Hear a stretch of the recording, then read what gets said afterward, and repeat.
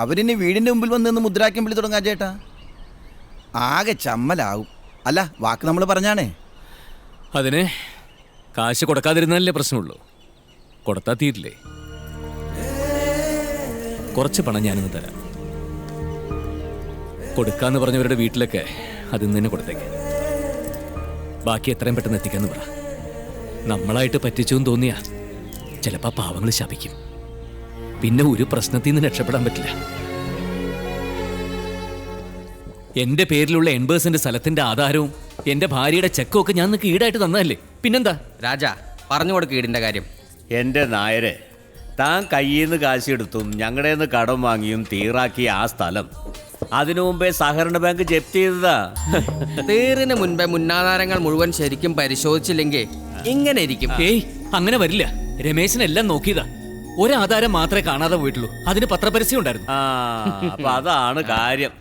അന്ന് കാണാതെ പോയ ആ ആധാരം ഇപ്പൊ പെരിയമംഗലം സർവീസ് സഹകരണ ബാങ്കിന്റെ ലോക്കറിൽ ഇരിപ്പുണ്ട്. സ്ഥലം ക്രയവിക്രയം ചെയ്യാൻ മുക്തിയാർ എഴുതി കൊടുത്തിട്ട് ആധാരം ബാങ്കിൽ പണയം വെച്ചതാ. ആ മുക്തിയാർ പ്രകാരം കച്ചവടം ചെയ്ത സ്ഥലമാണ് ഇപ്പൊ അജയം വാങ്ങിയിരിക്കുന്നത്. പഴയ കട അവര് തിരിച്ചടയ്ക്കാത്തതുകൊണ്ട് ബാങ്കിൽ നിന്ന് ജപ്തിയായി. ആ മുക്തിയാറിന്റെ കോപ്പി എടുത്ത് നോക്ക്. ഏജന്റിന്റെ പേരിന്റെ സ്ഥാനത്ത് രമേശന്റെ പേര് കാണാം. എന്നുവെച്ചാ രമേശൻ കൂടി അറിഞ്ഞിട്ട് തന്നെയാവും തന്റെ പെടലിക്ക് ആ സ്ഥലം വെച്ച് തന്നതെന്ന്. നമുക്കിനി നമ്മുടെ കാര്യത്തിലേക്ക് കിടക്കാം. രാജാ, ആ കണക്കൊന്ന് വായിച്ചു കൊടുക്കുക. വായിക്കാലോ. ഇതാ, 100-ന് മിനിമം 5 രൂപ വെച്ച് കണക്കാക്കിയാൽ 50 ലക്ഷത്തിന് മാസം 2,50,000 രൂപ പലിശ. അങ്ങനെ 6 മാസത്തിന് 15 ലക്ഷം. അപ്പോൾ 50ഉം 15ഉം 65. പിന്നെ ബാങ്കിൽ നിന്ന് ആധാരം ഒഴിമുറി വെച്ച് വാങ്ങാൻ 25 ലക്ഷം. ആ 25ഉം 65ഉം കൂടി കൂട്ടിയാൽ 90 ലക്ഷം. പിന്നെ കൂട്ടുപലിശയും ഒക്കെ കൂടി ഏതാണ്ട് 1 കോടിയുടെ അടുത്ത് വരും. 50 ലക്ഷം വാങ്ങിയതിന് 1 കോടിയോ? 6 മാസം കൊണ്ട് ഇരട്ടിയോ? ഇത് ചീറ്റിങ്ങാ. ഞാൻ സമ്മതിക്കില്ല. ഇത് ബാങ്ക് അല്ലല്ലോ അജയ. അറിഞ്ഞോണ്ട് തലവെച്ച് തന്നല്ലേ. അറക്കാണ്ട വിട്ടാ ഞങ്ങൾക്കൊരു സുഖം ഉണ്ടാവോ? ബാങ്കിലെ കടം തീർത്ത് ഇന്നത്തെ മാർക്കറ്റ് വില വെച്ച് ആ സ്ഥലം ഞങ്ങളുടെ പേർക്ക് തീർവാങ്ങാം. എന്താ? അപ്പോഴും വേണമല്ലോ 10-40 ലക്ഷം വേറെ. അതിനെന്ത് ചെയ്യും? അതുകൊണ്ടൊരു കാര്യം ചെയ്യേ, ബാക്കി തുകയിലേക്ക് വകയിരുത്താൻ കയ്യിലുള്ള ആ ബെൻസ് ഇങ്ങ് തന്നേക്ക്. ബെൻസോ? പലിശക്കാരുടെ മുഷ്കനോട് കാണിക്കരുത്. അജയ, ബലം പിടിക്കരുത്. കൊണ്ടുപോകാൻ തീരുമാനിച്ചാൽ ഞങ്ങളത് കൊണ്ടുപോകും. അതിപ്പോ അജയനെ ഇവിടെ തല്ലിയിട്ടിട്ടാണെങ്കിലും ഞങ്ങളത് ചെയ്യും. അത് വേണോ? ആ ബെൻസിന്റെ താക്കോലും കന്നൊക്കെ. ഓ, ഡ്രൈവർ ഉണ്ടല്ലേ. അല്ല, പുള്ളിയുടെ കയ്യിൽ നിന്ന് ഞങ്ങൾ അത് നേരിട്ട് വാങ്ങണോ അതോ? പ്ലീസ്, ഞാൻ പറയുന്ന ഒന്ന് കേൾക്കണം. ഒന്ന് വിളിച്ച് പറഞ്ഞേക്കതായേ. താക്കോല് ഞങ്ങൾ വാങ്ങിക്കോളാം. ബാക്കി കണക്ക് പെട്ടെന്ന് സെറ്റിൽ ചെയ്തില്ലെങ്കിൽ തന്റെയും ഭാര്യയുടെയും ചെക്കുണ്ട് കയ്യിൽ. അത് മതി ഞങ്ങൾക്ക്. ബാറിൽ ബില്ലൊന്ന് സെറ്റിൽ ചെയ്തേക്ക്. അതതിന്റെ ഒരു മുറ. ഒരു ഉപകാരം ചെയ്യണം. ഞാനും കൂടെ വരാം. പോകുന്ന വഴിക്ക് ആ ഡ്രൈവർ എവിടെയെങ്കിലും ഇറക്കി വിടാം. തൽക്കാലം പുള്ളിക്കാരനത് അറിയണ്ട. അതിപ്പോ എങ്ങനെ? അത് മതി രാജ. ആ ഒരു മര്യാദ നമുക്ക് നായരോട് കാണിക്കാം.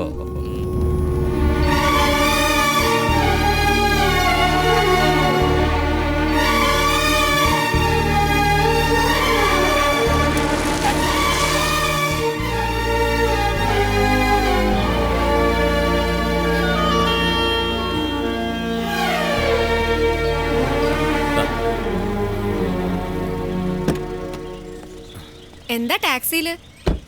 കാർ എവിടെയാ ചേട്ടാ? ആക്സിഡന്റ് ആയി. ഈശ്വര, എന്നിട്ട് എന്തെങ്കിലും പറ്റിയോ? എന്തെങ്കിലും പറ്റിയ പിന്നെ കുന്തം കുത്തിയ പോലെ ഞാനിവിടെ നിൽക്കുവോ?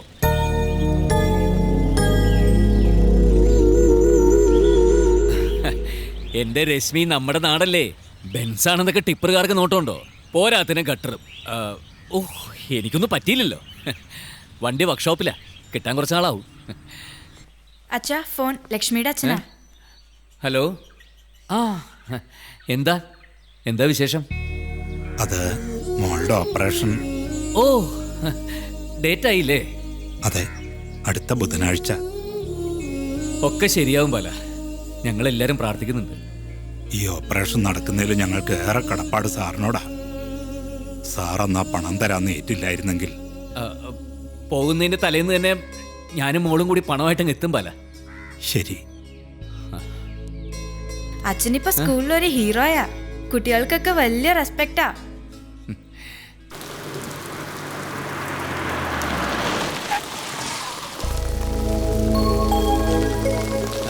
എന്താച്ചാ?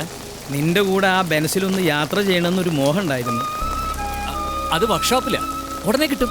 അത് കിട്ടട്ടെ, തൽക്കാലം ഇതിൽ കയറാം. പോണ വഴിക്ക് നീ വീട്ടിൽ തന്നെ ഒന്ന് വിട്ടേക്ക്.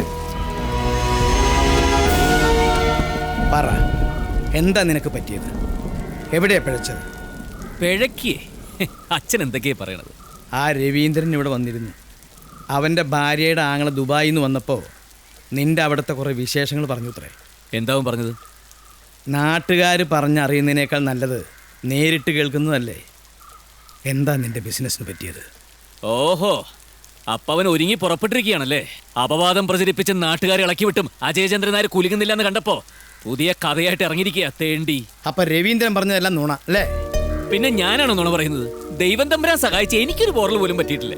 ഇനി അഥവാ അങ്ങനെ എന്തെങ്കിലും കുഴപ്പങ്ങൾ അവിടെ പറ്റിയാൽ തന്നെ എനിക്കിവിടെ സ്വസ്ഥമായിട്ട് നിൽക്കാൻ പറ്റുമോ? എന്തെങ്കിലും സംഭവിച്ചു തന്നെ ഇരിക്കട്ടെ. ആദ്യം ഞാൻ അച്ഛനോടല്ലേ പറയുള്ളൂ. അച്ഛൻ എന്താ എന്നെ വിശ്വാസമില്ലേ? അച്ഛൻ നോക്കിക്കോ, 1 മാസം കൂടി കഴിഞ്ഞാൽ ഈ കയ്യിൽ എത്താൻ പോകുന്നത് കോടികളാ. പഞ്ചായത്ത് ഓഫീസിനടുത്തുള്ള സ്ഥലത്തെ 4 കെട്ട് നടുമിറ്റോക്കുള്ള ഒരു ഉഗ്രം വീട് അച്ഛന്റെ പേരിൽ ഞാൻ പണിയും. തുടങ്ങി വെച്ചത് ഓരോന്നും ഞാൻ പൂർത്തിയാക്കും. അസൂയക്കാർ എന്ത് വേണമെങ്കിലും പറയട്ടെ. മാണിക്കോത്ത് അച്ചുവന്നാരും മക്കളുവേ ഇനി തമ്പുരാക്കന്മാരെ പോലെ ഈ നാട്ടിൽ ജീവിക്കാൻ പോണം. അതിന് ചൊരുക്ക് തോന്നുന്നവർ പറയുന്നത് ഈ ചെവി കൂടെ കേട്ട് നമുക്ക് ഈ ചെവി കൂടെ കളയാച്ചാ എന്തേ? കണ്ണാടി നോക്കി സ്വന്തം രൂപത്തോട് പോലും നിനക്ക് നുണ പറയാൻ പറ്റുമായിരിക്കും. പക്ഷേ എൻ്റെ മുമ്പിൽ നിന്റെ വേഷം കെട്ട് വേണ്ട. ലോകത്തിന്റെ മുഴുവൻ മുമ്പില് നുണ പറഞ്ഞ് പിടിച്ചു നിൽക്കുകയായിരുന്നു ഇതുവരെ ഞാൻ, രശ്മിയോടും നിന്നോടും ഒക്കെ. പക്ഷെ അച്ഛന്റെ മുമ്പില് ഞാൻ ആകെ പതറിപ്പോയടാ. അപ്പോൾ നീ എല്ലാം അവസാനിപ്പിച്ചിട്ടാണോ പോകുന്നത്? അല്ലാതെ പിന്നെ ഞാൻ എന്ത് ചെയ്യൂടാ? നിനക്കറിയില്ലേ മനോജിനെ? ഞാനും അവനും കൂടിയാ അവൻ്റെ ഒരു ഫ്രണ്ട് അറബിയുടെ കയ്യിൽ നിന്ന് എൻ്റെ സ്പോൺസർ വഴി അജ്മാനിൽ ഒരു ലിക്കർ ലൈസൻസ് ശരിയായി കൊടുക്കാമെന്ന് പറഞ്ഞ് കുറേ പണം വാങ്ങിയത്. ആ പണം കൊണ്ട് ഞങ്ങൾ ബിസിനസ് തുടങ്ങി. ആദ്യമൊക്കെ സ്വപ്നം കാണുന്ന പോലെയായിരുന്നു ലാഭം വന്നുകൊണ്ടിരുന്നത്. ആ ധൈര്യത്തിലാണ് ഞാൻ മനോജിനെ എല്ലാം ഏൽപ്പിച്ചിട്ട് നാട്ടിലേക്ക് മടങ്ങിയത്. പക്ഷേ എവിടെയോ ഒന്ന് പാളി. ചിലപ്പോൾ ഞങ്ങളുടെ ഓവർ കോൺഫിഡൻസ് കൊണ്ടായിരിക്കാം, കൂട്ടത്തിലെ സാമ്പത്തിക മാന്ദ്യവും. അതിനിടയിൽ ലൈസൻസ് ശരിയാവാത്തതുകൊണ്ട് ആ അറബി മനോജിനെതിരെ കേസ് കൊടുത്തു. അവൻ ജയിലിലായി. അവനെ ഇറക്കാൻ വേണ്ടിയിട്ടാ അന്ന് ഞാൻ പെട്ടെന്ന് അവിടം വരെ പോയത്. ബാങ്കിലുണ്ടായിരുന്നതും അവിടെ നിന്ന് ഇവിടുന്ന് എടുത്തത് എല്ലാം കൂടി കൂട്ടിയിട്ട് അറബിയുടെ പൈസ കൊടുത്തു തീർത്തു. എന്നിട്ടും പിടിച്ചു നിൽക്കാൻ വയ്യാതായതുകൊണ്ടാ എല്ലാം അവസാനിപ്പിച്ചിങ്ങോട്ട് മുങ്ങിയത്. ഇനി എന്താ ചെയ്യാൻ പോണത്? ഒന്നും അറിയില്ല സുഗത.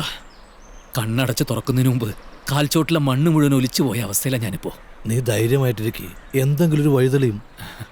നാട്ടുകാരൊക്കെ അറിഞ്ഞു തുടങ്ങിയില്ലേ അജയചന്ദ്രൻ നായർ പൊളിഞ്ഞു എന്നുള്ളത്? നാട്ടുകാരോട് പോകാൻ പറ. നീ നിന്റെ കാര്യം നോക്ക്. ഇനി വിചാരിച്ചാലും പോയതൊക്കെ തിരിച്ചു പിടിക്കാൻ പറ്റും. അതൊന്നുമല്ല ഇപ്പം എൻ്റെ പ്രശ്നം. എനിക്ക് എൻ്റെ മോൾക്ക് കൊടുത്ത വാക്ക് പാലിക്കണം. ലക്ഷ്മിയുടെ ഓപ്പറേഷനുള്ള പൈസ ഉണ്ടാക്കണം. അതിപ്പോൾ ഈ അവസ്ഥയിൽ നമുക്ക് ആ കുട്ടിയുടെ അച്ഛനോട് കാര്യങ്ങൾ പറയാം. അവർ വേറെ വഴി നോക്കട്ടെ. ഏയ്, അതൊന്നും പറ്റില്ല. ആ കുട്ടി എൻ്റെ മോളെ പോലെയാ. അവളെ മരണത്തിന് വിട്ടുകൊടുക്കാനൊന്നും പറ്റില്ല. ലക്ഷ്മിയുടെ ഓപ്പറേഷൻ നടക്കുന്ന ഉറപ്പായത് മുതൽ എൻ്റെ മോളുടെ സന്തോഷം ഞാൻ കാണുന്നതാ. ആ സന്തോഷം ഇല്ലാണ്ടാക്കാൻ പറ്റില്ല.